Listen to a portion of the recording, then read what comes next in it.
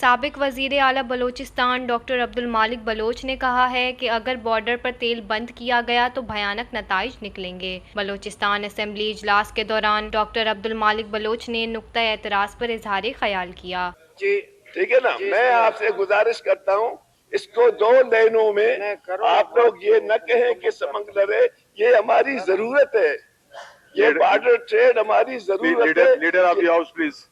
جس دن میں صاحب یہ پارلیمنٹ میں، اس پارلیمنٹ میں اگر تیل کی بات ہو رہی ہے، یہ غیر قانونی ہے، خلاف آئین ہے۔ نیشنل اسمبلی اور سینٹ نے بنگ اور افیون کی کاشت کی اجازت دی ہے، وہ پھر کیا ہے؟ وہ کس قانون کے تحت دی ہے؟ انہوں نے مزید کہا ہے کہ ہمیں بارڈر بند کرنے کے بجائے نوجوانوں کو گلے لگانا چاہیے۔ بلوچستان کے فیصلے کسی اور کی بجائے عوامی نمائندوں کو کرنے دیں۔ وش نیوز، کوئٹہ، بلوچستان۔